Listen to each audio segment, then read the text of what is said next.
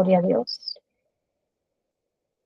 Aleluya, gloria a Dios. Bendiciones y bienvenidos a nuestro ministerio Señales antes del fin.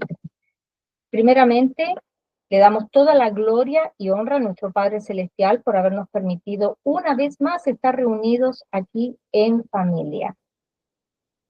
Quien les habla, la hermana Silvia Díaz desde Toronto, Canadá. Y hoy continuamos con nuestro estudio bíblico profético dirigido por nuestro pastor Estuardo Revolorio desde Guatemala. El tema del estudio para el día de hoy es la puerta de la inspección.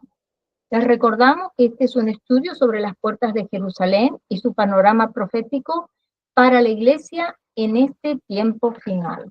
Gloria a Dios. Antes de pasarle con nuestro pastor Estuardo, quiero mencionarles que tenemos grupo, canal de Telegram y de YouTube a nombre de Señales Antes del Fin, también una página de Facebook a nombre del pastor Luis Alberto García, donde también estamos colocando mucha información y los links de nuestros estudios bíblicos para que usted pueda participar en vivo con nosotros.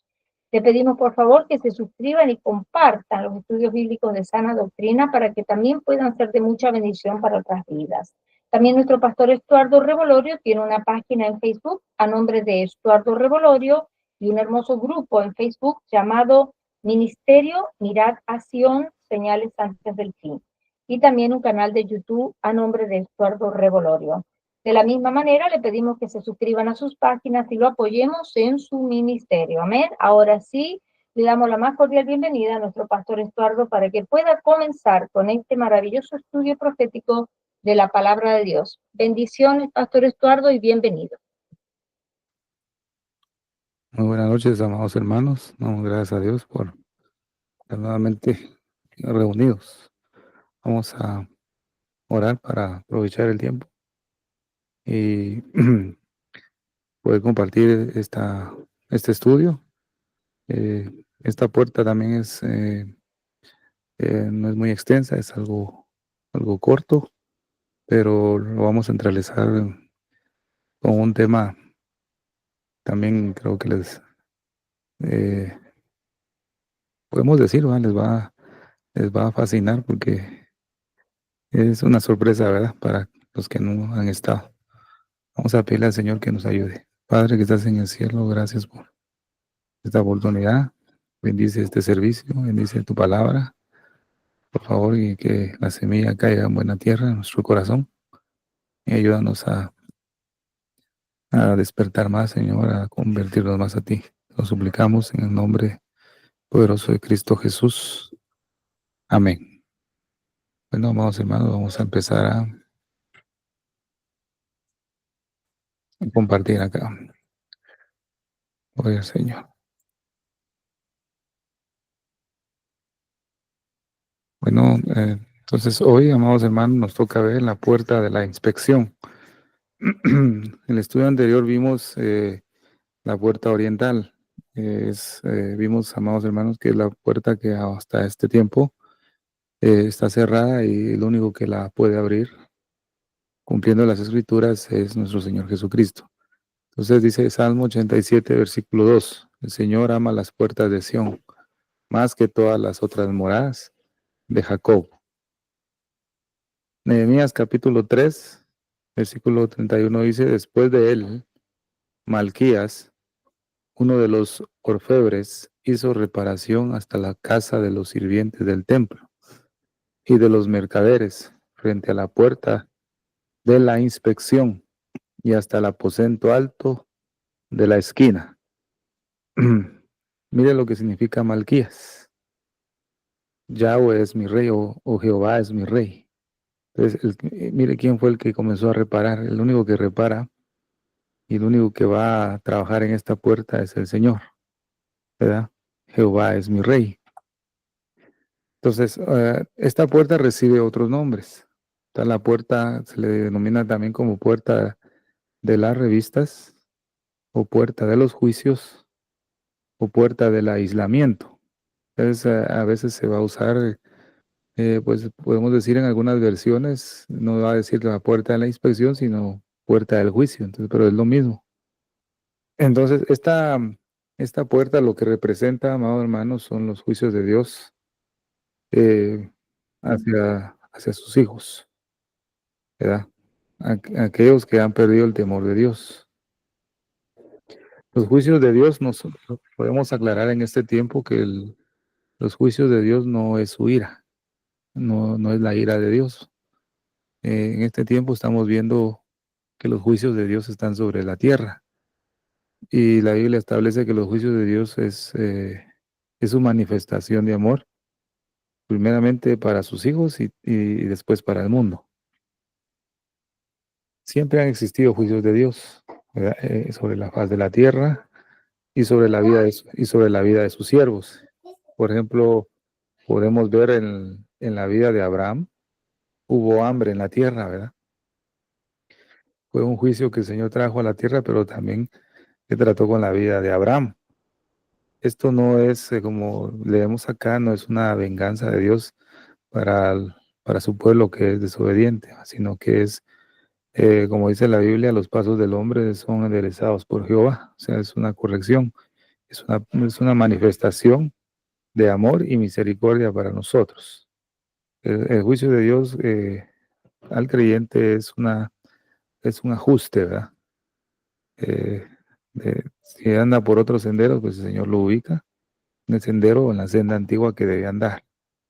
Entonces, en Hebreo capítulo 12, versículos 5 al 6 dice, y habéis ya olvidado la exhortación que como a hijos se os dirige, diciendo, hijo mío, no menospreciéis la disciplina del Señor, ni desmayéis cuando eres reprendido por él. Porque el Señor al que ama disciplina y azota a todo aquel que recibe por hijo. Entonces, en esta puerta, eh, como vimos al principio, Malquías, Jehová es mi rey, es el único que la puede reparar, porque Él es el que disciplina a su pueblo, ¿verdad? El que aflige. Como dice también la Biblia, ¿verdad? Siervos dice, Él hace la llaga, pero también eh, la venda, ¿verdad? La sana. Entonces, podemos ver acá que el hebreo mifkad, ¿verdad? Es una asignación, un encargo, una tarea, una encomienda. Mire, también significa una ordenanza, una instrucción, un mandato, una directriz.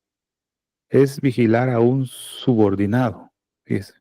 Mire, también lo que significa es, dice, el mandato para estar en un lugar señalado, la cita para un censo. Esta se deriva del verbo pakad, que es contar, calcular, castigar, disciplinar, poner atención. La Biblia establece en Isaías capítulo 13, versículo 4, el Señor de los ejércitos pasa revista al ejército para la batalla. Bueno, ese pasar la revista para la batalla nos habla de lo que es la puerta de la inspección. Bueno, el único que nos va a dar las instrucciones necesarias es, como dice Jehová es mi rey, ¿verdad? Lo único que da las instrucciones es Jehová de los ejércitos, Jehová Sebaot.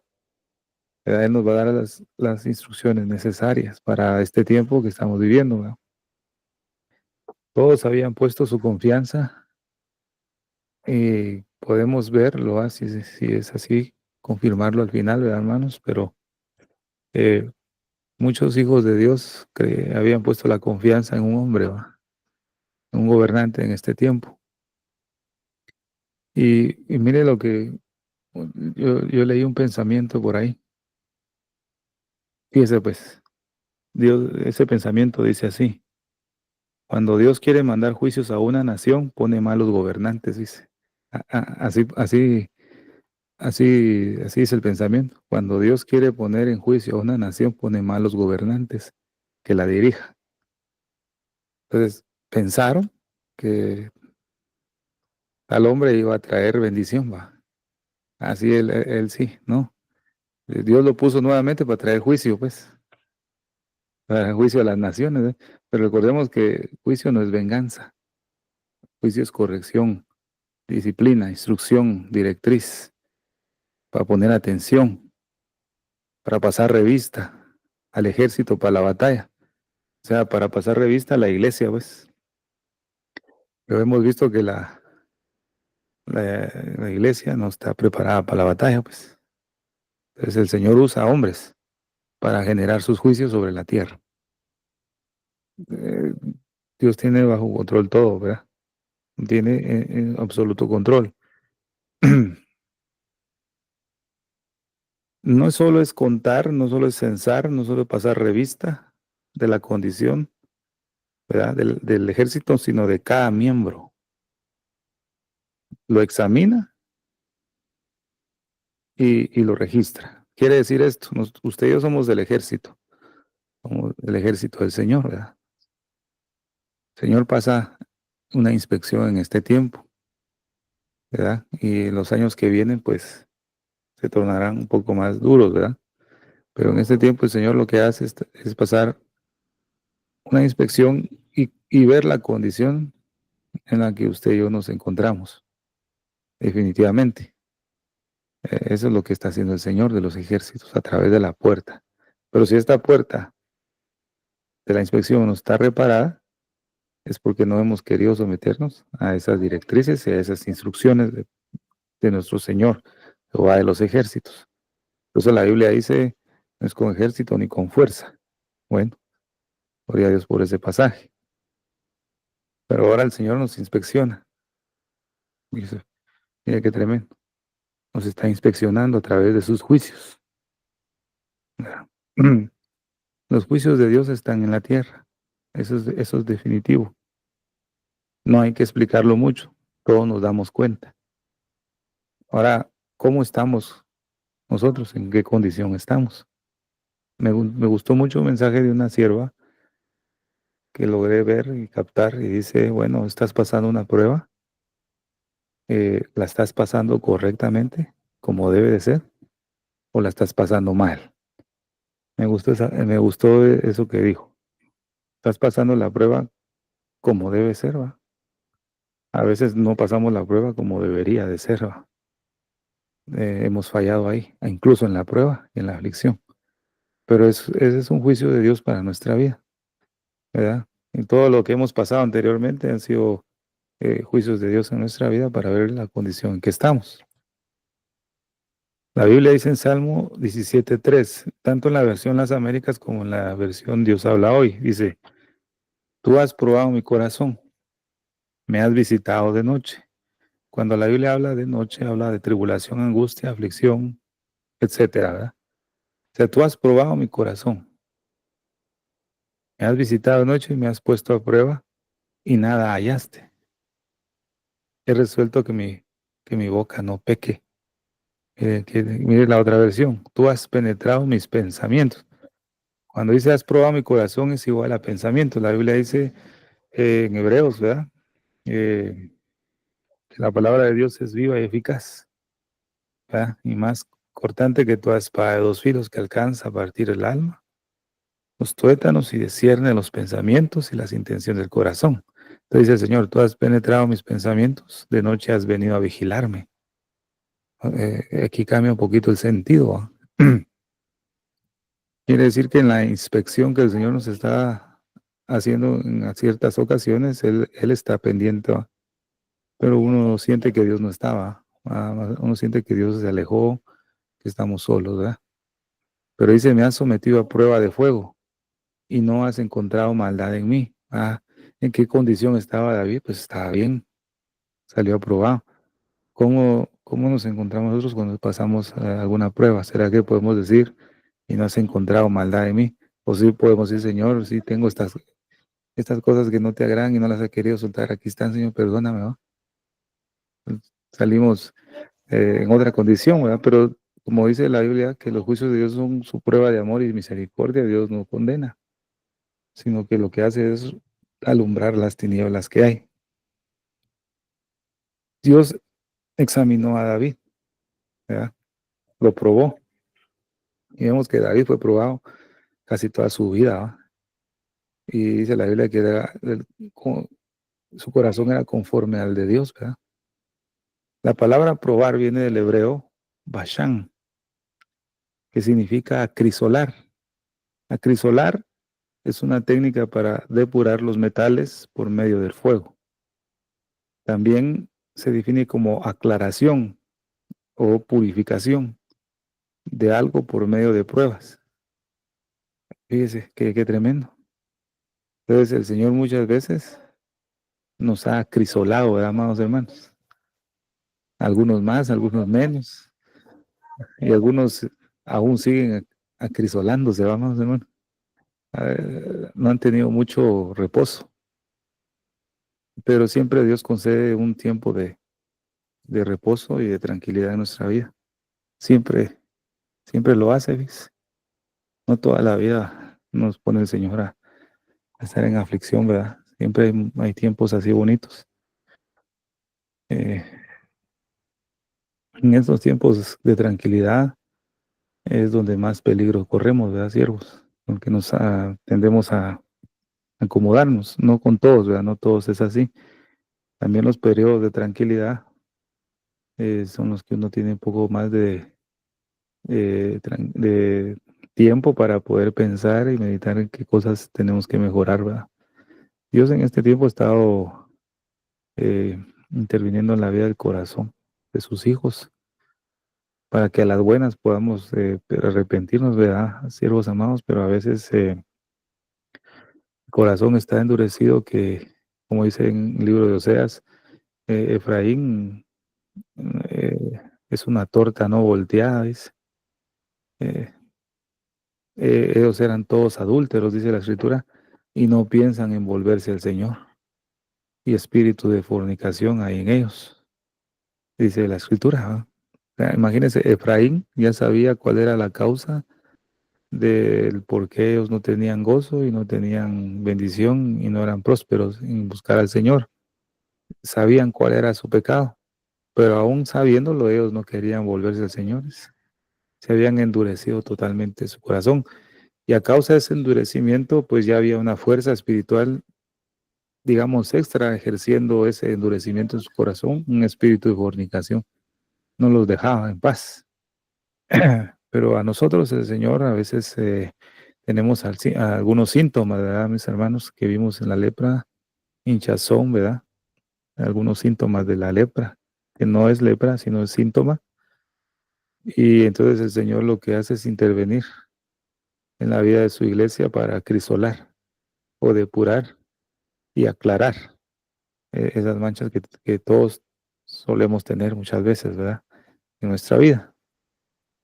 Daniel capítulo 5, versículo 25 al 28. Mas tú, su hijo de Nabucodonosor, Belsasar, no has humillado tu corazón. O sea, Dios le dio todavía, ¿ves? Cuando vemos en la vida de Nabucodonosor, la Biblia no lo establece, ¿verdad? Y ahí me pueden ayudar también al final, pero la Biblia no establece, pero yo creo que Nabucodonosor, al ver las confesiones que hizo del Altísimo, creo que él fue convertido al Señor, fíjese. Esto es mi pensamiento, ¿verdad, mis hermanos? Yo pienso de esa manera. No sé qué dirán ustedes, pero yo creo que él sí se pudo convertir. Pero vemos también que Dios le dio oportunidad a Belsasar. A pesar de que Belsasar hizo cosas horribles, ¿verdad?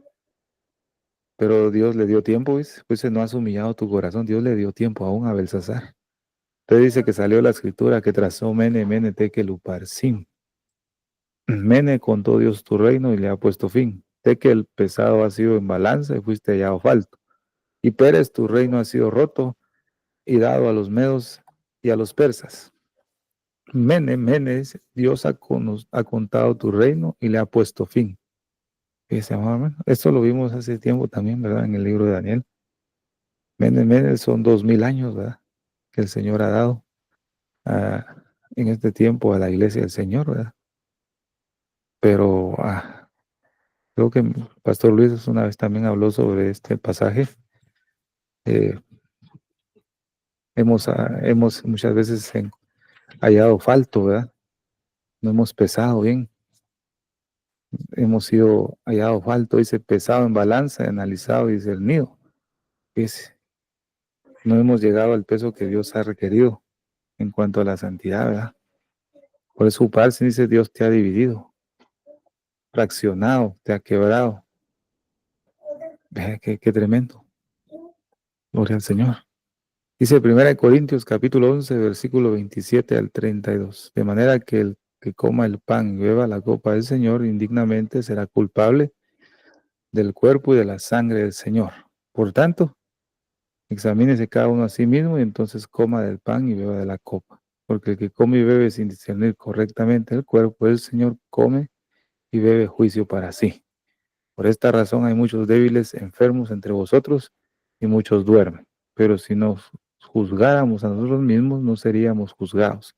Pero cuando somos juzgados, el Señor nos disciplina para que no seamos condenados con el mundo. Bueno, en esta última parte vemos la función de esta puerta de la inspección. Cuando celebramos o somos participantes de la Cena del Señor o Santa Cena, es una oportunidad que el Señor nos da para que examinemos nuestro corazón, en qué condición estamos, ¿verdad? Es una oportunidad que Dios nos da para ponernos a cuentas con Él, ¿verdad? Porque si no, el Señor lo que va a utilizar es su disciplina, ¿va?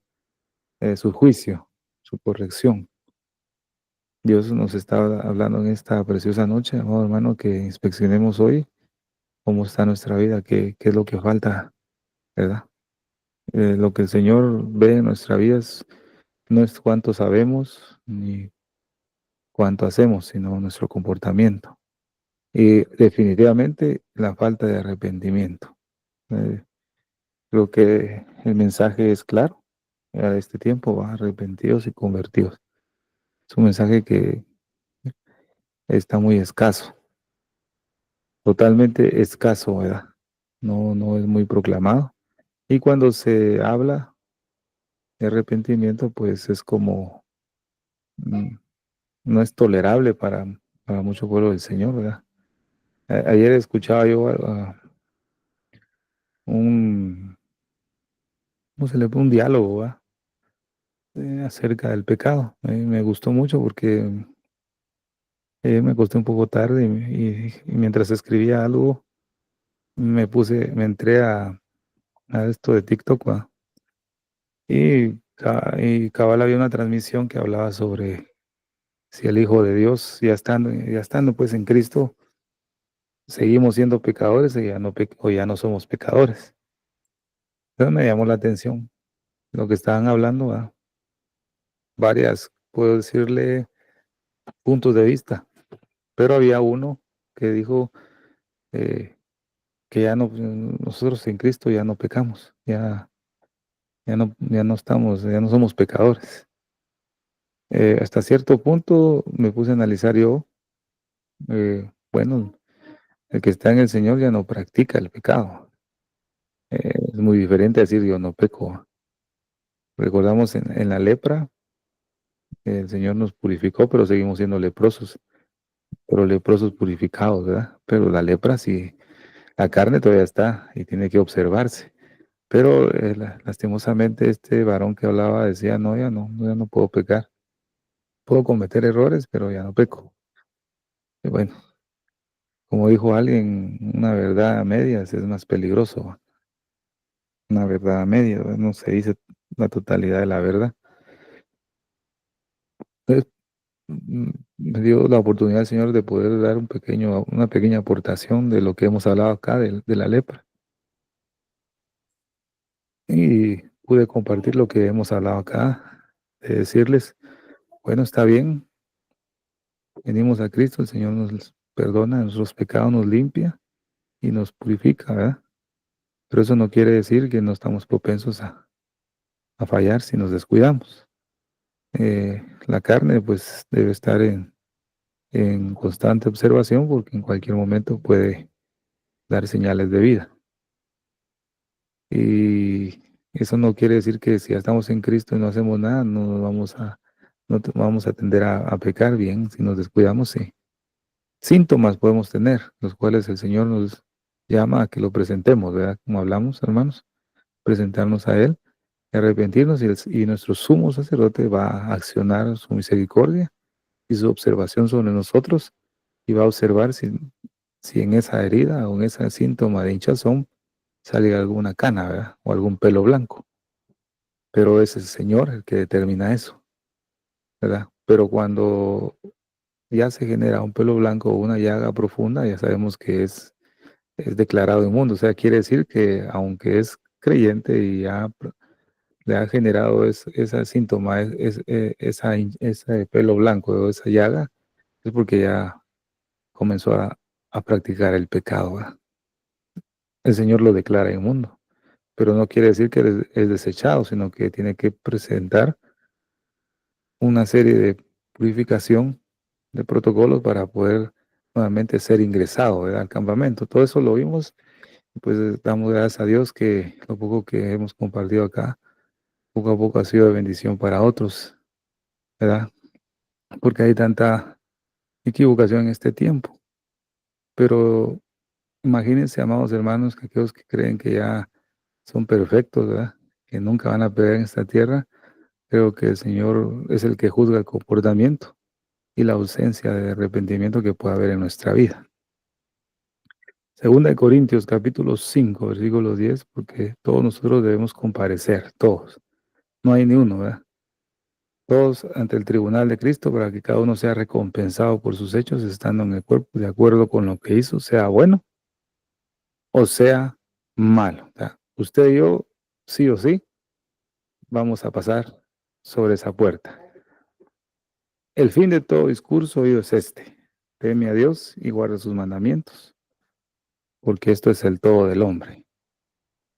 Porque Dios traerá toda obra a juicio. O sea, hablando ahí sobre la puerta de inspección, ¿verdad?, juntamente con toda esa cosa encubierta, ya sea buena o sea mala. Entonces aquí lo que se habla es del tribunal de Cristo, ¿verdad? Vamos, hermano, la puerta a la inspección, lo que nos está hablando es una figura del tribunal de Cristo, que en un futuro no muy lejano, pues la iglesia del Señor va a pasar, ¿verdad? Va a pasar, pero el Señor nos hace una sugerencia: teme a Dios y guarda sus mandamientos, porque esto es el todo del hombre. Amén. Entonces, hasta aquí es donde termina la puerta de la inspección, no es muy larga. Ya solo nos resta la puerta del ángulo, la puerta de la cárcel y la puerta de Efraín. Y con esas tres puertas que terminemos de ver, vamos a ver cómo a través de las puertas del Señor nos da una dirección del panorama profético en el cual estamos viviendo, y vamos a ver por dónde andamos. ¿Verdad? Vamos a ver en qué puerta andamos según el reloj de Dios, ¿verdad? Y vamos, y Dios nos va a poner en qué pensar. Bueno, entonces, en esta puerta, Dios puso en mi corazón nuevamente poder hablarles y un poco sobre las 7 bodas. Creo que hace años fue, no sé cuántos años fue que vimos esto y empezamos a verlo, pero conforme todo lo que hemos visto ahora, creo que se va a entender un poquito más. A lo menos a mí me aclaró un poquito más eh, acerca de las 7 bodas, ¿verdad? Para los hermanos que recientemente se han integrado, digo yo, meses atrás, ¿verdad? Pues para nosotros es un gusto poder repasar nuevamente alguna de las bodas, porque creo que el Señor nos va a hablar y nos va a profundizar un poquito más algunos detalles acerca eh, de esto, ¿verdad, amados hermanos? Entonces, vamos a irnos a Mateo capítulo 22, del versículo 2 al 3. Esta es la primer boda, la boda del Hijo del Rey. Dice: el reino de los cielos es semejante a un rey que hizo fiesta de bodas a su hijo, y envió a sus siervos a llamar a los convidados a las bodas, mas estos no quisieron venir, dice. Dice que tremendo. A mí me gusta esto, porque la vez la vez pasada que vimos esto, no habíamos tenido este detalle, cómo comparar. Por ejemplo, esta boda la podemos comparar con el buen olivo y sus ramas, ¿verdad? ¿Quién es el buen olivo? Es Israel. Es lo que hace poco vimos, ¿verdad? El buen olivo. Israel por despreciar al Señor, se cumple la profecía de Isaías capítulo 6, donde dice que el Señor cegó el entendimiento y los sentidos del pueblo de Israel para que no vean y no oigan, para dar la oportunidad al olivo silvestre que pueda ser injertado, hablando de los gentiles. Entonces vemos acá, amados hermanos, que dice, y envió a sus siervos a llamar a los convidados a las bodas. En este tiempo, en este momento que hemos visto acerca de Israel, todo lo que hemos visto, esos convidados a las bodas era el pueblo de Israel. Cuando el Señor Jesucristo vino, vemos que vino a buscar las ovejas perdidas de la casa de Israel. O sea, a convidarlos para las bodas. Pero vemos el desprecio que ellos tuvieron desde sus líderes hacia el Señor Jesucristo. Ya no lo odiaban, despreciaban el mensaje que Jesús daba, declaraban que no querían que Él gobernara sobre ellos. Estaban totalmente indignados, digamos, en contra de Jesús. Pero aún así el Señor vino y los convidó a las bodas. Mas estos no quisieron venir, dice. Mire qué precioso, ¿verdad? Qué preciosa figura la que nos da el Señor ahora. Esto no lo habíamos hablado en el estudio anterior. No lo habíamos visto, ¿verdad? Hasta que en este tiempo, pues, Dios ha ido aclarando un poco más. Imagínense, falta mucho, ¿verdad? Es poco lo que hemos entendido. Imagínense si se sigue leyendo, se sigue estudiando, Dios puede aclarar aún más detalles en un solo versículo. Vemos en Juan capítulo 3, versículo 29 y 30, dice, el que tiene la esposa es el esposo, mas el amigo, el esposo que está a su lado y le oye, se goza grandemente de la voz del esposo. Así pues, mi gozo está cumplido. Es necesario que él crezca, pero que yo mengüe. ¿Quién dijo estas palabras? Definitivamente lo dijo Juan el Bautista. Juan no solamente señaló a Jesús como el Cordero de Dios, también señaló que era el esposo, dice, lo destacó como el esposo de la iglesia, aunque en el mensaje no se ve que eso dice, pero proféticamente ahora lo entendemos que sí. Cuando dice la escritura acá, mas el amigo del esposo que está a su lado y le oye se goza grandemente, la voz del esposo. Bueno, tenemos que verlo desde el punto de vista o tradición judía. En la tradición judía, cuando se hacen novios o se comprometen, ¿verdad? No sé, automáticamente es como que ya estuvieran ellos casados, aunque no se ha llevado la ceremonia. Pero en la tradición judía sí es, se hacen novios y todo, pero ya es como que estuvieran casados, ¿sí se llama? Por eso dice el que tiene novio el que tiene la novia es el novio, dice. Pero el amigo del novio que está ahí y le oye se alegra en gran manera con la voz del novio. Dice, ya eran considerados esposos. O sea que el casamiento no era solamente el momento de cuando el esposo se llevaba a la esposa a su hogar, sino que antes, ya estando comprometidos, eran considerados esposos. ¿Qué quiere decir esto? La iglesia, ¿verdad? De la iglesia del Señor surgirá lo que es la esposa, el cordero. Pero ahorita como todos estamos en esta tierra todavía como cuerpo, como iglesia, nos consideramos como iglesia como la novia, ¿verdad? El cordero. Pero viendo la tradición judía y como nuestro Señor Jesús es judío, podemos interpretarlo de esta manera que aún no se han cumplido ni no ha sido el arrebatamiento, no ha habido bodas, pero aún en esta tierra somos considerados ya de antemano como la esposa del Cordero. Pero eso se va a evidenciar cuando pasemos por la puerta de la inspección y seamos todos juzgados en el tribunal de Cristo. Y el Señor va a evidenciar definitivamente a los vencedores, a los que van a ser la esposa, el Cordero, ¿verdad? Mire, pues, Juan el Bautista dijo, he aquí el Cordero que quita el pecado del mundo. Juan el Bautista dijo, es el Cordero de Dios. En esta primera boda, mire el detalle que podemos ver.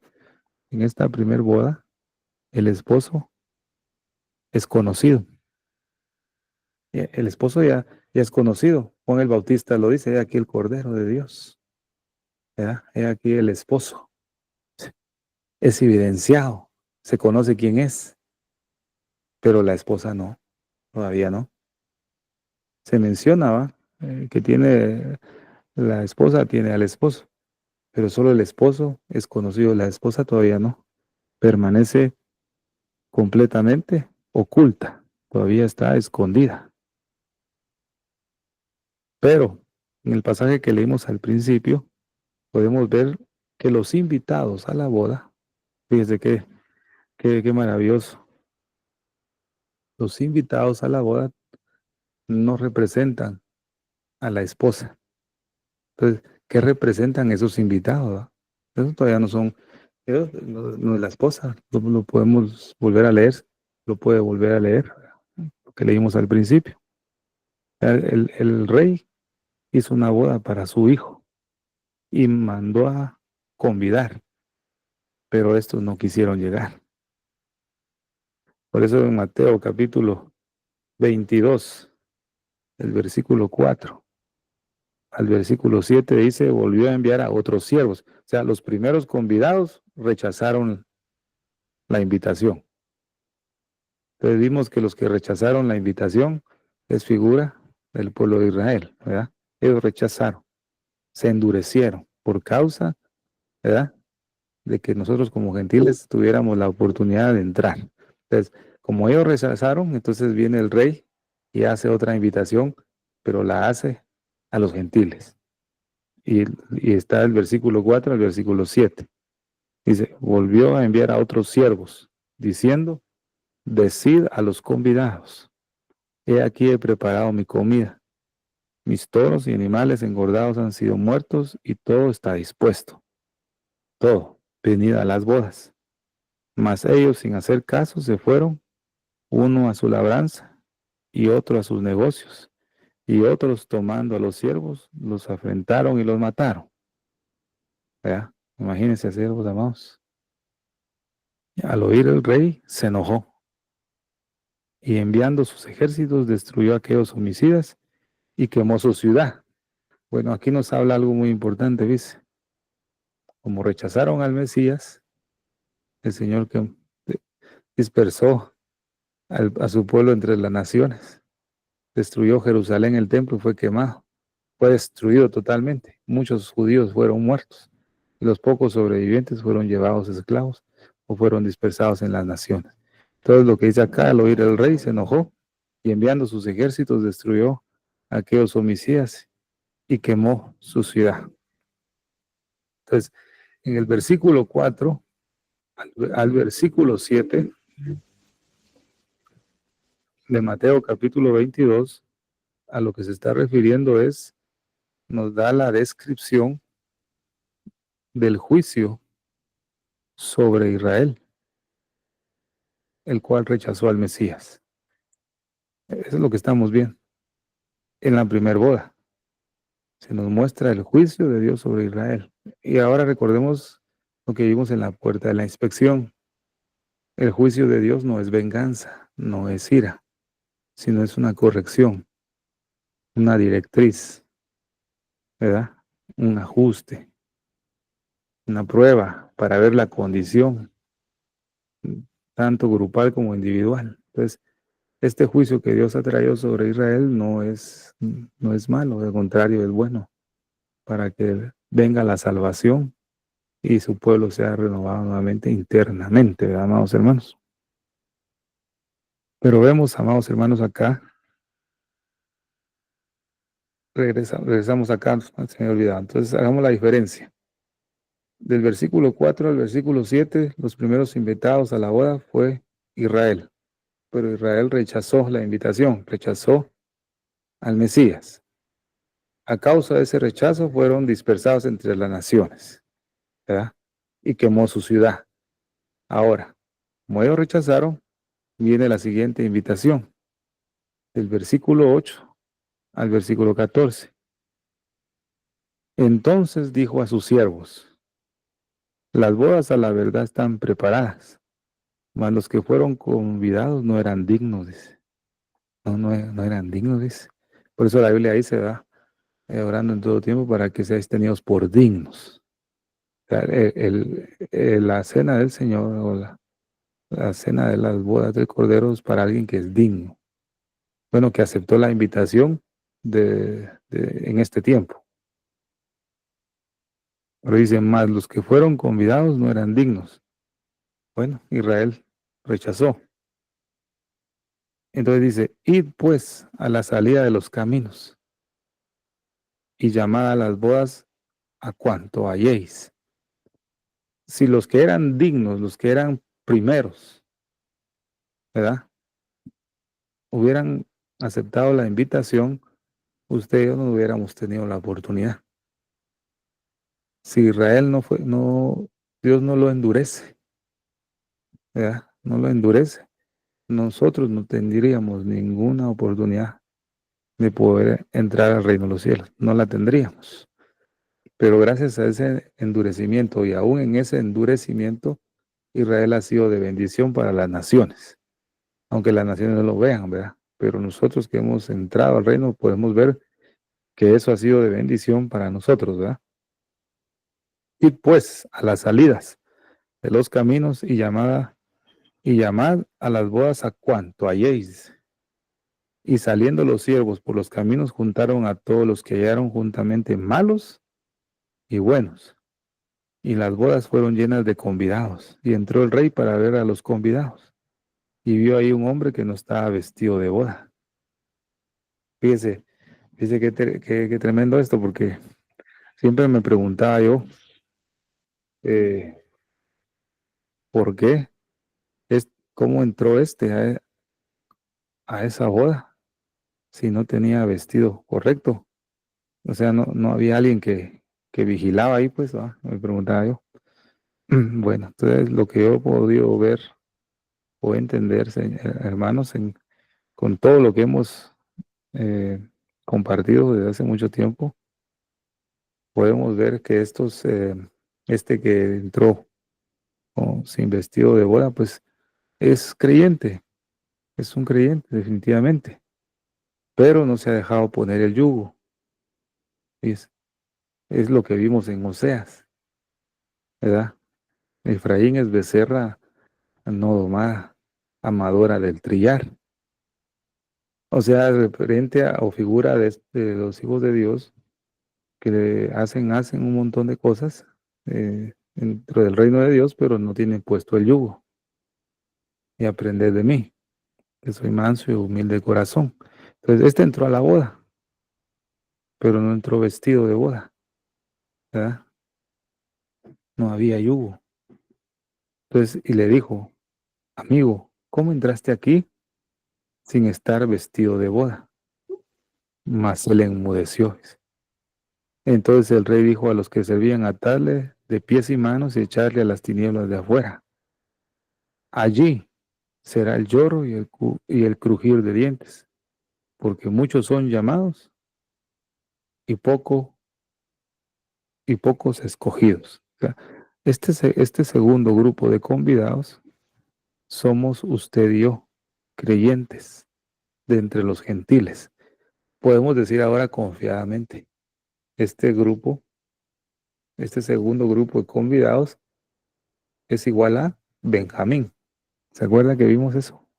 Acabamos de verlo en el Buen Olivo. Somos Benjamín. Gracias a Dios por eso. Somos creyentes salidos de entre las naciones, ¿verdad? Vamos a ver. Qué maravilloso ahora que podemos ver este panorama profético. Israel despreció la invitación a la boda del rey. por ese endurecimiento. Entonces el rey dice, vayan y salgan a los caminos, a todos los lugares y a todo lo que encuentren, invitarlo. Dios no quiere que nadie se pierda, sino que todos procedan a un arrepentimiento. Por eso Pablo, el apóstol de los gentiles, predicaba el evangelio por todos los lugares. Él fue designado para eso. Él predicaba tanto en las sinagogas como en otras partes del mundo. Él predicó. Era el trabajo de él. Pero a pesar de eso, ¿verdad?, lo despreciaban. Dice la Biblia en Hechos capítulo 13, versículo 46 al 49. Entonces Pablo y Bernabé, hablando con de nuevo, dijeron: a vosotros a la verdad era necesario que se os hablase primero la palabra de Dios, diciéndoselo a los judíos. Esto ya lo podemos comparar. A vosotros a la verdad fue primero la invitación para las bodas, pero no quisieron ir. Mas puesto que la despreciasteis o la desecháis y no os juzgáis dignos de la vida eterna, aquí nos volvemos a los gentiles. ¿Se da cuenta que es lo mismo? Este versículo 46 es lo mismo, igualito a lo que sucedió en la primera boda. Porque así nos ha mandado el Señor diciendo: te he puesto para luz de los gentiles, a fin de que seáis para salvación hasta lo último de la tierra. Es lo mismo que se dijo en la segunda invitación: id pues a las salidas de los caminos y llamad a las bodas a cuanto halléis. Entonces, a fin de que seáis para salvación hasta lo último de la tierra. Los gentiles, oyendo esto, se regocijaban y glorificaban la palabra del Señor, y creyeron todos los que estaban ordenados para vida eterna. Y la palabra del Señor se difundía por toda aquella provincia. Pero mira el versículo 48. Los gentiles, oyendo esto, ¿qué oyeron? La invitación para las bodas, ¿verdad? Se ponían contentos, pues, y daban gloria a Dios. Pero mira el privilegio que tenía Israel primero. A vosotros a la verdad era necesario que se os hablase primero. Primero ellos, porque Dios lo eligió. A pesar de la más, dice, de la nación más insignificante de toda la tierra, a vosotros os he elegido, dice. O sea, Dios eligió a Israel para sí, pero ellos no lo quisieron. Rechazaron la invitación, entonces ahora usted y yo entramos a la segunda invitación. Qué maravilloso esto, amados hermanos. Esta parábola de la fiesta de boda, que es la primera, ¿qué es lo que trata el Señor y qué es lo que nos enseña en esta primer boda? Nos enseña la salvación eterna. Es el objetivo, que todos puedan tener vida eterna. Y creyeron todos los que estaban ordenados para vida eterna. O sea, el Señor nos está presentando la salvación eterna. Pues el segundo grupo de invitados, que somos nosotros, aún en este tiempo todavía, mire qué tremendo esto va. Todavía no representa a la esposa, todavía no. O sea, la que va a estar, como dice la Escritura: el que venciere, os haré que se siente conmigo en mi trono. O sea, ¿quién se va a sentar en el trono? Pues solo la reina, ¿va? Como dice un salmo, ¿va? La gracia se derramó sobre vosotros, sobre ti la gracia se derramó. Pero ahí está la reina a mi diestra, dice, hablando de la esposa del Cordero. Entonces, este segundo grupo, aunque todos hemos entrado y hemos creído, nos regocijamos, todavía no representa a la esposa. Recordemos que en esta primer boda estamos viendo la esposa del Cordero todavía permanece oculta. Dice Efesios capítulo 3, versículo del 4 al 6. Lo puede leer ahí usted, pero podemos ver esta parte que dice: leyendo lo cual podéis entender cuál sea mi conocimiento en el misterio de Cristo. Misterio que en otras generaciones no se dio a conocer a los hijos de los hombres, como ahora es revelado a sus santos apóstoles y profetas por el Espíritu, que los gentiles son coherederos y miembros del mismo cuerpo y copartícipes de la promesa en Cristo Jesús por medio del Evangelio. Ese era el misterio que se estaba dando a conocer cuando Pablo lo estaba enseñando. ¿Qué quiere decir esto? Que nosotros como injertados en el buen olivo no somos mejor que el pueblo de Israel en ninguna manera. No somos, nosotros somos coherederos, Dios nos ha hecho participantes a causa de esa dureza que el pueblo de Israel ha tenido. Tenemos los mismos derechos, las mismas promesas. Ay, qué maravilloso lo que el Señor ha hecho. En este tiempo todavía, que la plenitud de los gentiles está por terminar, Dios ha tenido misericordia y muchos han formado ya parte del plan de salvación para vida eterna.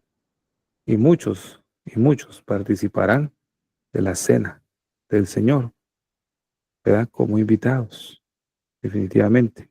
La invitación es para todos, ¿verdad?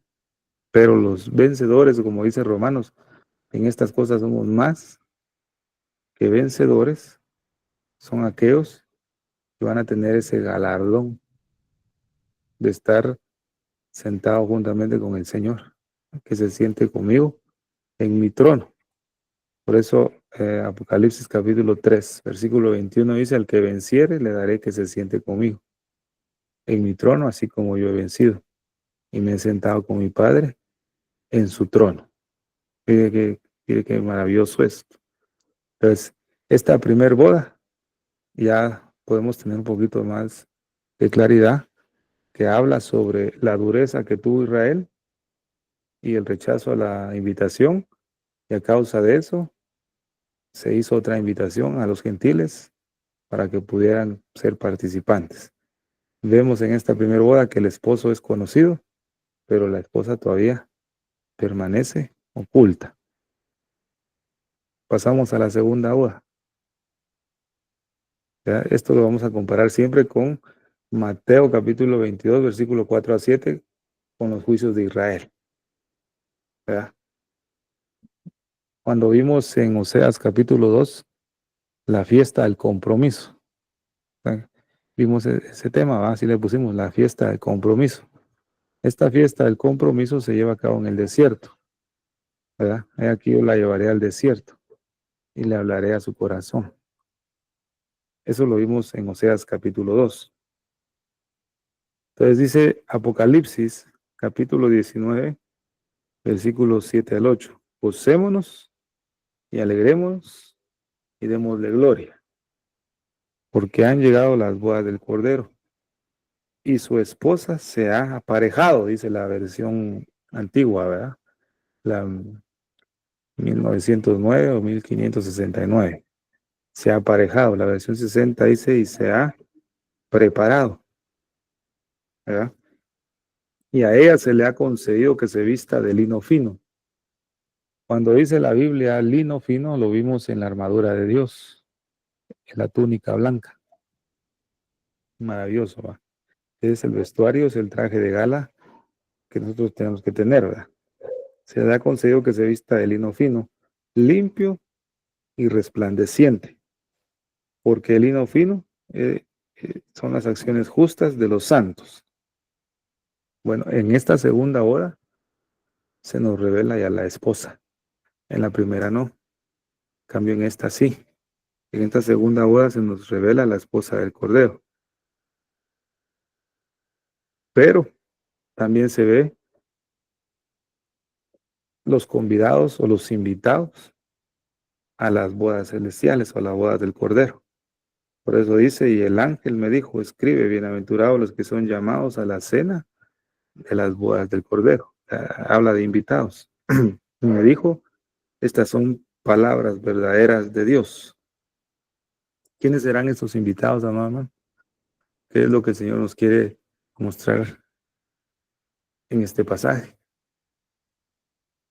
¿Quiénes serán esos invitados? Que si bien recibieron el plan de salvación, recibieron la salvación, fueron sellados por el Espíritu, recibieron la promesa de la vida eterna, pero lamentablemente no llevaron una vida de vencedores, como habló Apocalipsis 19, al que venciere, ¿va? Al que venciere. Realmente son hijos de Dios, pero no llevaron una vida de vencedores. Esa es la diferencia, fíjense, siervos amados, que podemos ver entre el que es un invitado a una boda y al que es la esposa del novio, ¿verdad? O del esposo. Esa es la única diferencia, es que no son, uno es vencedor y el otro no. Pero ambos, Dios les ha prometido vida eterna. Qué tremendo cómo es el Señor, ¿verdad? En estos asuntos en cuanto a su venida, en cuanto a la boda del Cordero, es altamente estricto, ¿verdad? En cuanto a lo que Él dejó designado para que pudiéramos hacer. Mateo capítulo 22, que vimos de versículo 11 y 12, y entró el rey para ver a los convidados, y vio a un hombre que no estaba vestido de boda. ¿Verdad? Entonces ya sabemos qué significa aquel que no estaba vestido de boda. Pero aún así le dijo amigo, ¿verdad? Le dicen amigo, ¿cómo entraste aquí sin estar vestido de boda? Mas él enmudeció. Ahora, Mateo 22, 13, dice la palabra del Señor. Entonces el rey dijo a los que servían, atadlo de pies y de manos, tomadle y echarle a las tinieblas de afuera, allí será el lloro y el crujir de dientes, porque muchos son llamados y pocos escogidos. Ahora, en este pasaje que dice muchos son llamados, nos habla de los que todos han sido convidados a participar. Todos están convidados a lograr ser la esposa del Cordero, pero muy pocos lo van a lograr. Muchos son llamados, todos, pero muy pocos o pocos son los escogidos. Mire, mire qué tremendo esto. Entonces la pregunta que podemos hacer para nosotros es, en este momento, ¿será que usted y yo ya tenemos ese traje de bodas? ¿Será que ya lo tenemos? Hay una alabanza muy antigua, ¿verdad? Cuando aún se cantaba con himnarios en los tiempos de los 70s, por ahí, o 60s. Dice un fragmento de una alabanza. La sangre y la justicia de Jesucristo son mi adorno y mi vestido de gala. Con ellos podré sostenerme en pie ante la presencia de Dios cuando entre al cielo. Dice, qué bonito, ¿ah? La sangre y la justicia, ¿verdad? Dice Isaías capítulo 61, verso 10, en gran manera me gozaré en Jehová, mi alma se alegrará en mi Dios porque me vistió de vestidos de salud. Este vestido de salud nos habla de la sangre, ¿verdad? Rodeóme de manto de justicia. El manto de justicia representa en nuestra vida el obedecer las leyes divinas. Como a novio me atavió y como a novia compuesta de sus joyas. Prácticamente este pasaje nos habla de las vestiduras de gala, la que tiene que tener la novia. Entonces, la pregunta es, ¿ya tenemos este traje? Ya lo tenemos. Entonces podemos decir algo también. Aquel que invitado que entró a la boda sin vestido de gala, ¿qué es lo que le hacía falta a él? ¿Qué le hacía falta? O la sangre, le hacía falta la obediencia. No había sido abrigado, no había sido sincero, ¿ves? Y aún así pudo entrar, pero no puede, nadie puede estar así. Gloria al Señor. Primera de Corintios, capítulo 3, del versículo 11 al 15. Lo que el Señor nos trata de decir en esta segunda boda es lo siguiente, amados hermanos, que con el hecho de solamente ser creyente en nuestro Señor Jesucristo no alcanza. de ninguna manera y tampoco puede determinar en que tú y yo podamos ser las voces del Cordero, con solo ser creyentes. Pero en este tiempo el mensaje que se ha dado en muchos lugares lo afirman de esa manera, ¿va? Que ya eres salvo, ya Dios te perdonó y puedes vivir como quieras, de todos modos Dios te va a salvar. Bueno, la promesa está en que tienes vida eterna, pero definitivamente no vas a poder participar del galardón, ¿verdad?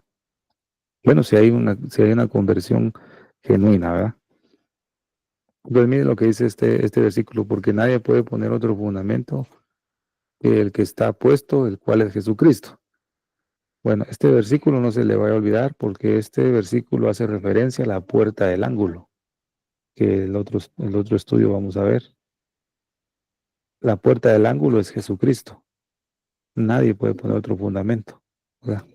Y si alguno edificare sobre este fundamento oro, plata, piedras preciosas, madera, heno, hojarasca.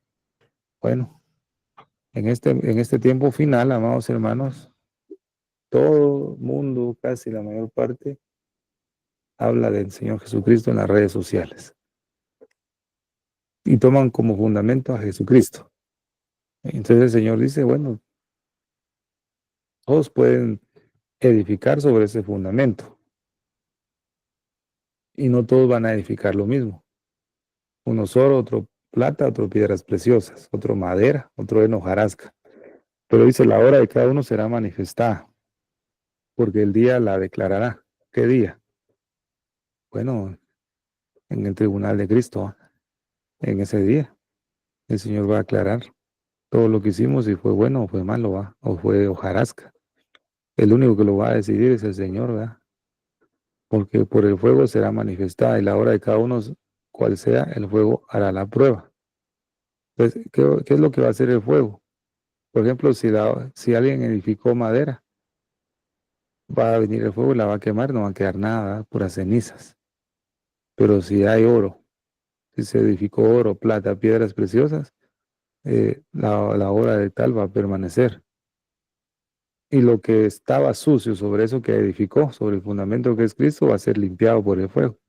O sea que prácticamente el Señor va a evidenciar la belleza de lo que hicimos en ese tiempo, ¿va? Si permaneciere la obra de alguno que sobreedificó, recibirá recompensa. Bueno, el tribunal de Cristo no es para condenar, ¿verdad? Nuestra hermana Silvia creo que ya lo explicó también, y nuestro hermano Luis también cuando hablaron Apocalipsis. El tribunal de Cristo no es para condenación, solo evidenciar lo que hiciste correctamente y a base de eso va a haber una recompensa, ¿verdad? Si no hicimos nada, bueno, pues no vamos a tener nada, ¿va? Pero es lo único que el Señor va a evidenciar. Si la obra de alguno fuere quemada, será perdida. Él, empero, será salvo, mas así como por fuego. Bueno, él, empero, será salvo. Podemos decir esta frase, será salvo, tiene vida eterna. Bienaventurado, porque va a ser invitado a la boda, a la cena. Gloria a Dios. Pero si la obra de alguno permanece, gloria a Dios. Este fue más que vencedor y va a tener como galardón la esposa. Es la diferencia, ¿va? Es lo que Dios va a evidenciar en el tribunal de Cristo, definitivamente. Mire qué bonito esto, ¿va? Juan 3:3 dice, te aseguro que el que no, esta versión dice renace, ¿va? Pero en otra versión dice el que nace de lo alto no puede ver el reino de Dios. Qué tremendo, va a nacer de nuevo. La Biblia dice en 2 Corintios capítulo 5, versículo 10, porque es necesario que todos comparezcamos al tribunal de Cristo para que cada uno reciba lo que le corresponda, sea bueno o sea malo, que ha hecho mientras vivió en el cuerpo. Pues ya lo vimos comparados con 1 Corintios capítulo 3, versículo del 11 al 15. Romanos capítulo 5, versículos 6 al 8. Dice la escritura, a la verdad, como éramos incapaces de salvarnos, en el tiempo señalado Cristo murió por los malvados. Difícilmente habrá quien muera por un justo. aunque tal vez haya quien atreva a morir por una persona buena, pero Dios demuestra su amor para nosotros en esto, en que cuando todavía éramos pecadores, Cristo murió por nosotros. Bueno, el Señor lo que nos está llamando es a una profunda santificación, ¿verdad? A una profunda arrepentimiento, como dice Romanos capítulo 6, versículo 5, porque si fuimos plantados juntamente en Él a la semejanza de su muerte, así también lo seremos a la de su resurrección. Pues cuando dice Filipenses capítulo 2, ¿verdad? Que Él tomando forma de siervo se unió a sí mismo haciéndose obediente hasta la muerte y muerte de cruz, ¿verdad? O sea, el Señor Jesucristo renunció a sí mismo. Entonces, juntamente a Él a la semejanza de su muerte. Entonces, debemos ser semejantes a nuestro Señor Jesucristo. Entonces, la segunda boda. En la primera no se evidenciaba quién era la esposa. En la segunda boda se muestra quién es la esposa, quién será la esposa. Se muestra quiénes serán los convidados. Se nos muestra que compareceremos al tribunal de Cristo. Gloria al Señor. Y se nos muestra cuál es el traje de gala que debemos vestir. Definitivamente. La sangre de Cristo rocía nuestra vida y su manto de justicia, ¿va? Porque como a novia nos atavió, dice la Escritura. ¿Va? Lo vimos en el libro de Isaías. Ahora, la tercera boda lo podemos encontrar en el capítulo 14 de Lucas, del versículo 16 al 24, y dice: Entonces Jesús le dijo: Un hombre hizo una gran cena y convidó a muchos. Y a la hora de la cena envió a sus siervos a decir a los convidados: Venid, que ya todo está preparado. Y todos a una comenzaron a excusarse. El primero dijo: He comprado una hacienda y necesito ir a verla. Te ruego que me excuses. Otro dijo: He comprado cinco yuntas de bueyes y voy a probarlos. Te ruego que me excuses. Y otro dijo: Acabo de casarme y por tanto no puedo ir. Vuelto el siervo, hizo saber estas cosas a su señor. Entonces, enojado, el padre de familia dijo a su siervo: Ve pronto por las plazas y las calles de la ciudad y trae acá a los pobres, a los pobres, mancos, cojos y ciegos. Y dijo el siervo: Señor, se ha hecho como mandaste, y aún hay lugar. Dijo el Señor al siervo: Ve por los caminos y por los vallados y fuérzalos a entrar para que se llene mi casa, porque os digo que ninguna de aquellos hombres que fueron convidados gustará mi cena. Dice, hermano, mire qué maravilloso esta tercera boda. Todos estos que se disculpan o que se excusan, ¿verdad? Que han comprado una hacienda, que he comprado yuntas de bueyes, que me acabo de casar. Todos estos que han presentado excusas representan nuevamente al pueblo de Israel, ¿verdad? Puede ahí usted anotar, ¿verdad? Todos estos representan al pueblo de Israel. Estas excusas que representan, eso representa la actitud terca y obstinada y egoísta del corazón. Por ejemplo, en el libro de Oseas,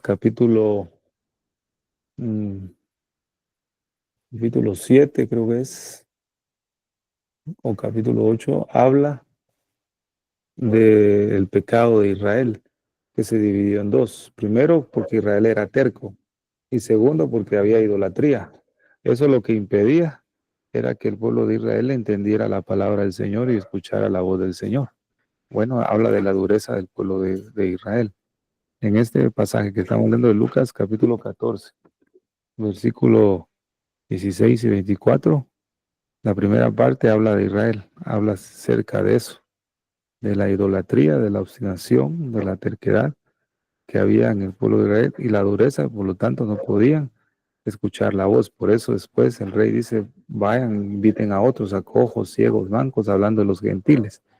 Y aún vayan por los caminos, por las plazas, por todos lados y fuércelos a entrar, ¿verdad? O sea, aún vemos ahí ese fuérzalos a entrar, nos habla de la gracia de Dios, ¿verdad?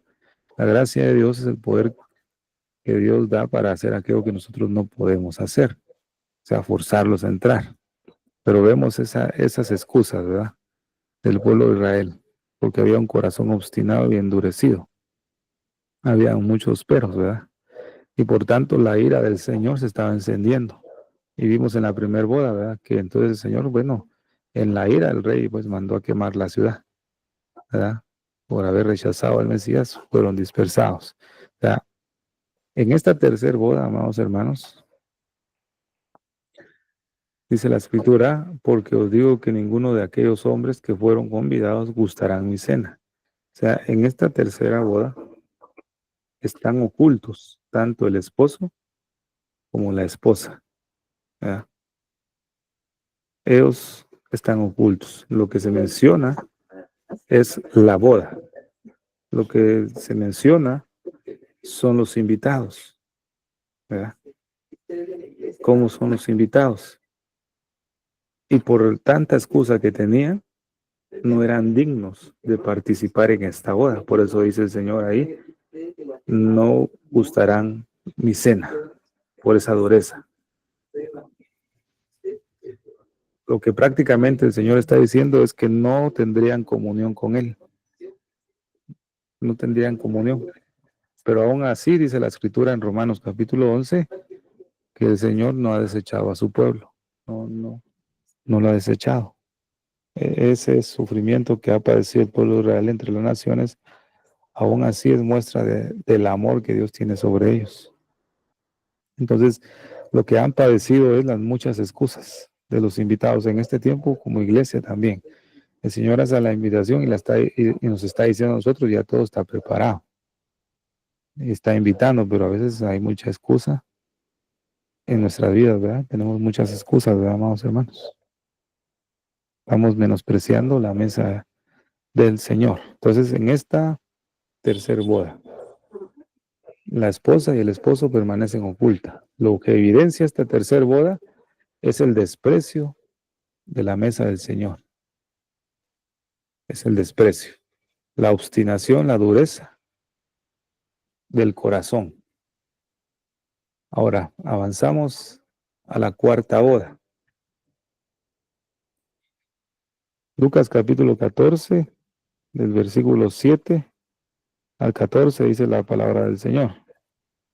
Observando cómo escogían los primeros asientos a la mesa, refirió a los convidados una parábola, diciéndoles, cuando fueres convidados por alguno a bodas, no te sientes en primer lugar, no sea que otro más distinguido que tú esté convidado por él, y viniendo el que te convidó a ti a él, te diga, da lugar a este. Y entonces comiences con vergüenza a ocupar el último lugar. Mas cuando fueres convidado, ve y siéntate en el último lugar, para cuando venga el que te convidó te diga, amigo, sube más arriba. Entonces tendrás gloria delante de los que se sientan contigo a la mesa, porque cualquiera que se enaltece será humillado, y el que se humilla será enaltecido. Pues repasando un poco, hemos visto en las primeras bodas que están los invitados, que están los que rechazaron la primera invitación a la boda. Están los que recibieron esa invitación y fueron, que son los gentiles. Se revela en primer lugar quién es el esposo. En la segunda se revela quién es la esposa. En la tercera permanecen ocultos, porque el Señor establece la dureza del corazón de aquellos que han sido convidados primeramente. Entonces dice en esta parábola, el que se enaltece será humillado y el que se humilla será enaltecido. Mire lo que dice acá. No hagan nada por rivalidad ni orgullo. Sean humildes y cada uno considere a los demás como más importantes que sí mismo. Que cada uno no busque solo su propio bien, sino lo de los demás. Pues, ¿qué es lo que representa esta cuarta boda? Nos habla Dice, pues, nos habla del sentir de los verdaderos invitados a la boda.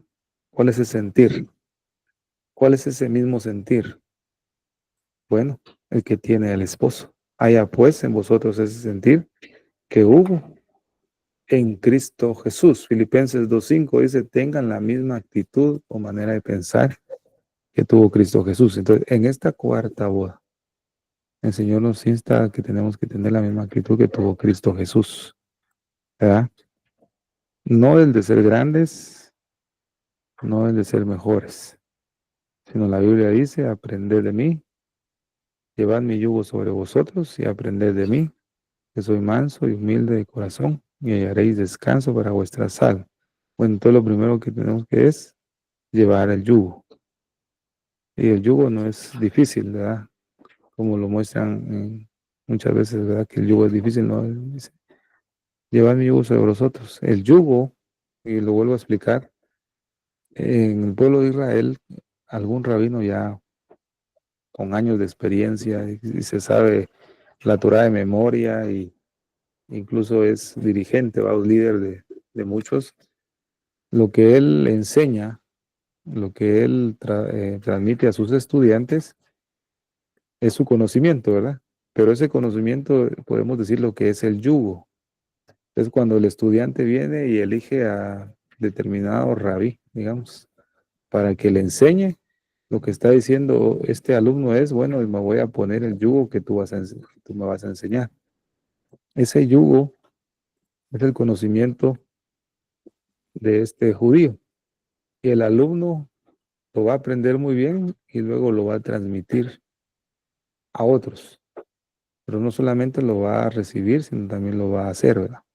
Entonces, el yugo dice, llevad mi yugo sobre vosotros. Lo que nos está diciendo el Señor es, bueno, aprendan de mí lo que les he enseñado, todo lo que yo os he dicho.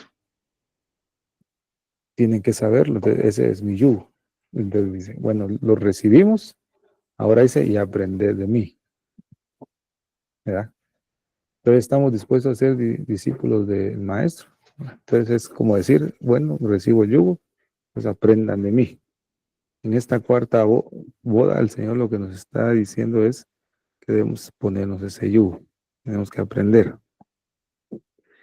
Una esposa, podemos decirlo, ¿va? De esa manera, una esposa que no corresponda al mismo sentir de su marido o no ha aceptado ese mismo sentir, ¿verdad? De su esposo, es un matrimonio que no va a ir bien, va, hasta cierto punto.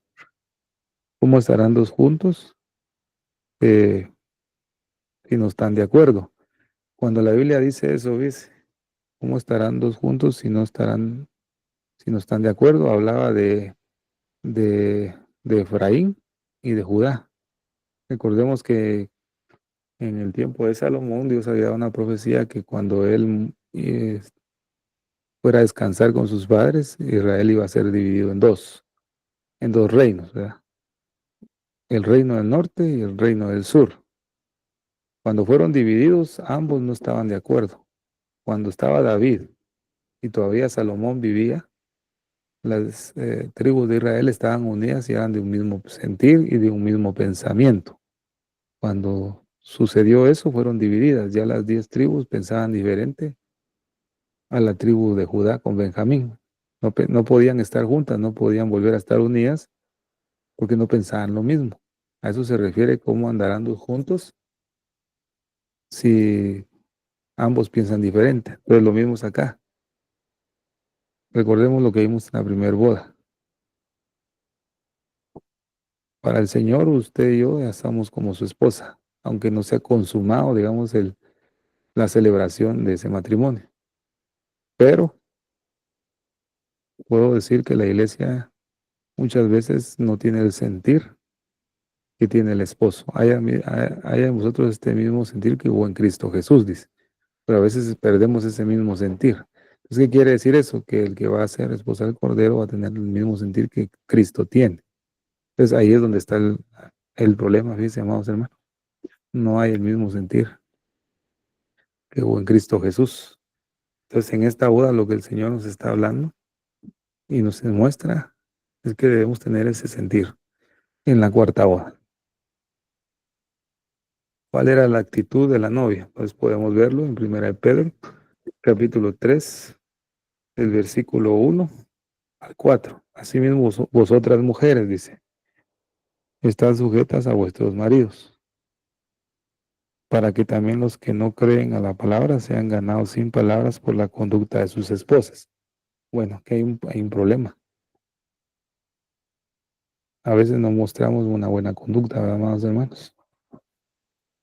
Cuando el mensaje, dice la Biblia acá, que nosotros como iglesia, el mensaje, la mayor parte del mensaje debería ser sin palabras, sino que debería ser transmitido por nuestra conducta. Eso es lo que dice aquí, va. Asimismo, vosotras mujeres estad sujetas a vuestros maridos para que también los que no creen a la palabra sean ganados sin palabra por la conducta de sus esposas, considerando vuestra conducta casta y respetuosa. Vuestro atavío no sea el extremo de peinados ostentosos, de adornos de oro y de vestidos lujosos, sino el interno, el del corazón, en el incorruptible ornato de un espíritu afable y apacible que es de grande estima delante de Dios. Entonces aquí en este pasaje lo que nos habla es la actitud del corazón propio de la novia o de la esposa, o el carácter, o sea, reflejando lo mismo que el novio, ¿va? Pero a veces reflejamos otra actitud en esta cuarta boda, bien se llama.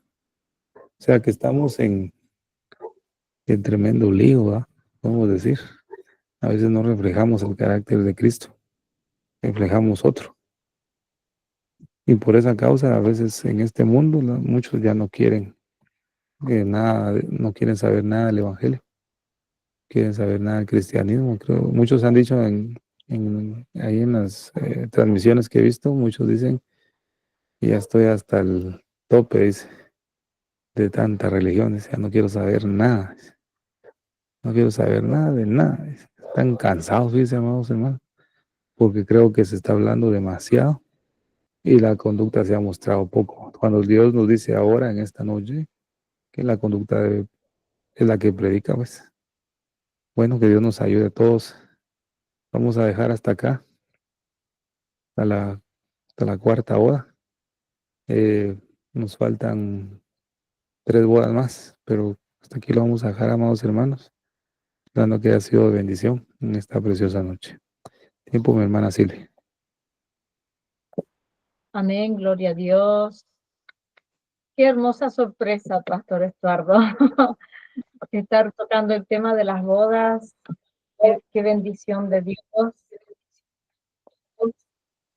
Primero un minuto, voy a cerrar el micrófono. Tenemos un segundo, familia, para que no haga eco.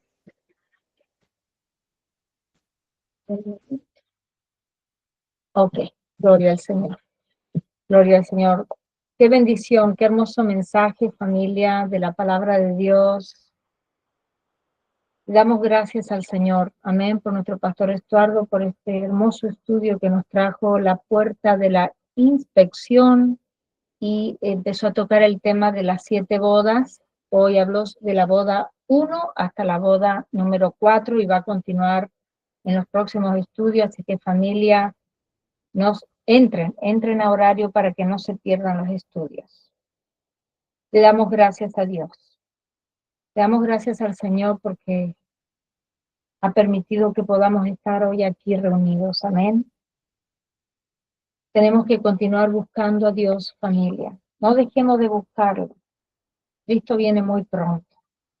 No dejemos de ser un ejemplo, que podamos ser luz en medio de las tinieblas, que otros puedan ver el testimonio de Cristo Jesús en nuestras vidas. Pero para eso tenemos que consagrarnos y vivir en santidad. Querido amigo, si aún no has invitado a Jesús a morar en tu corazón y quisieras hacerlo hoy, no esperes mañana, porque puede ser demasiado tarde. Hoy es el día que Cristo está llamando a tu vida, a tu corazón. El Señor tiene un lugar hermoso preparado para su pueblo, su verdadero pueblo. pero para poder ser dignos de entrar, necesitamos aceptarlo de todo corazón como nuestro Señor y Salvador, reconocer que es el Hijo de Dios y arrepentirnos de nuestros pecados. Repite conmigo esta sencilla oración. Señor Jesús, yo te acepto como mi único y suficiente Salvador de mi vida y de mi alma. Me arrepiento de todos mis pecados. Te pido que me perdones por todo lo que te he ofendido en pensamiento, palabra y obra. Lávame y límpiame con tu preciosa sangre. Escribe mi nombre en el libro de la vida. Séllame con tu Espíritu Santo. Te lo pido, Padre Celestial, en el nombre precioso de tu Hijo Jesús de Nazaret. Amén y amén. Si hiciste esta oración de fe, te damos la bienvenida a la familia de Dios. Te pedimos que busques una iglesia de sana doctrina y te bautices en el nombre del Padre, del Hijo y del Espíritu Santo. Vamos a orar, familia, para cerrar este tiempo maravilloso que el Señor ha permitido que estemos hoy. Y a los hermanos que se encuentran en vivo con nosotros, les pedimos que se queden en tiempo de preguntas y respuestas a continuación con nuestro pastor Stuart. Oremos. Padre Celestial, al cerrar esta reunión queremos darte toda la gloria y honra. Gracias por el tiempo que hemos tenido hoy de aprender más de tu santa palabra. Bendice a cada persona que se tomó el tiempo de reunirse aquí hoy, también por aquellas que van a ver esta transmisión en diferido. Te pedimos que tu mano de protección sea sobre todo nosotros durante el resto de la semana. También te pedimos por nuestro pastor Estuardo Revolorio. Te pedimos que lo continúes bendiciéndolo y llenándolo más y más de tu sabiduría, en el nombre precioso de tu Hijo Jesús de Nazaret. Amén y amén. Familia de Dios, gracias por habernos acompañado. Que la paz del Señor Jesucristo sea con cada uno de ustedes. Dios me los bendiga ricamente a todos. Amén.